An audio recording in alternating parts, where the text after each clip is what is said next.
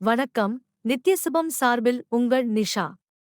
இங்கு குறிப்பிடும் கணிப்புகள் அனைத்தும் பொதுவான ராசி மற்றும் லக்கணத்தை வைத்தே கணக்கிட்டுள்ளோம். உங்களது தனிப்பட்ட கணிப்பை எங்களது வலைத்தளத்தில் பெற்றுக்கொள்ளலாம். மேலும் எங்கள் வலைத்தளத்தில் ஜாத புத்தகம் பரிகாரங்களுடன் திருமண பொருத்தம், பெயர் பொருத்தம், ஜாதக கல் பொருத்தம் மற்றும் ஆஸ்ட்ரோ பொருட்கள் விற்பனைக்கு என பல வசதிகள் உள்ளது.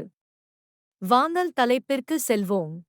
மேஷ ராசிக்காரர்களுக்கு இந்த மாதம் தொழில் வாழ்க்கையின்படி 10ஆம் வீட்டின் அதிபதியான சனி பகவான் மாதம் முழுவதும் உங்கள் 11வது வீட்டில் இருப்பதால் நீங்கள் கடினமாக உழைக்கிறீர்கள்.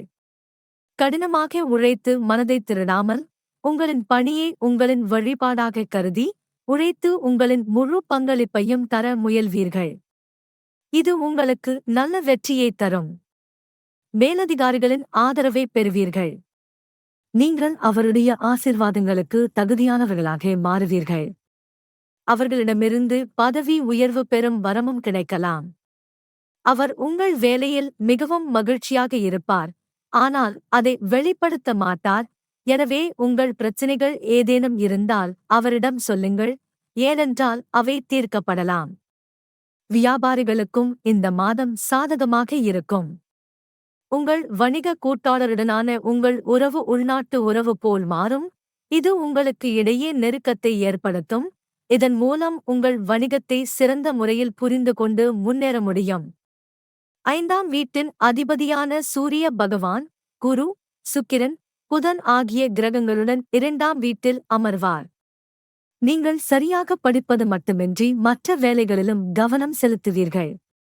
பாடநெறிக்கு அப்பாற்பட்ட செயல்பாடுகள் மட்டுமின்றி, உங்கள் பள்ளியில் நடைபெறும் பேச்சு, கலை, எழுத்து, கட்டுரை, பொது அறிவு போட்டி போன்ற பிற செயல்பாடுகளிலும் உங்கள் செயல்திறன் பாராட்டுக்குரியது மற்றும் சிறந்த மாணவராக முத்திரை பதித்து வெற்றி பெறுவீர்கள். 2வது வீட்டில் குரு, சுக்கிரன் மற்றும் புதன் ஆகியவற்றுடன் அதன் சொந்த ராசியில் இருப்பதால், குடும்ப உறுப்பினர்களிடையே சில முக்கியமான பிரச்சினைகளில் ஆழமான விவாதம் இருக்கும். இதில் ஒவ்வொருவரின் கருத்தும் முக்கியமானதாக இருக்கும். அத்தகைய சூழ்நிலையில் நீங்கள் எந்த ஒரு அடியையும் மிகவும் கவனமாக சிந்தித்த பின்னரே எடுக்க வேண்டும். இந்த நேரம் உங்கள் காதல் உறவுகளுக்கு சாதகமாக இருக்கும். உங்கள் அன்புக்குரியவரிடம் உங்கள் உணர்வுகளை வெளிப்படையாக வெளிப்படுத்துவீர்கள் மற்றும் அவரது இதயத்தில் ஒரு இடத்தைப் பெறுவதில் வெற்றி பெறுவீர்கள். உங்கள் இருவருக்கும் இடையே நெருக்கம் அதிகரிக்கும். இருப்பினும் திருமணமானவர்களுக்கு இந்த மாதம் சாதகமாக இருக்கும். குடும்ப நடவடிக்கைகளில் வாழ்க்கை துணை முக்கிய பங்கு வகிப்பார். அவரது கருத்தும் முக்கியமானதாக இருக்கும் மற்றும் அவர் சிறந்த வேலைக்கு ஆலோசனைகளை வழங்குவார்.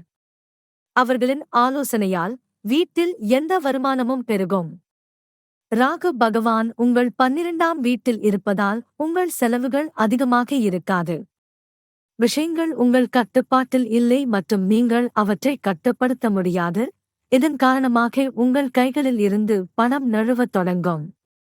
உங்கள் ராசியில் செவ்வாய் பெயர்ச்சிப்பதால் ஆரோக்கியம் உண்டாகும்.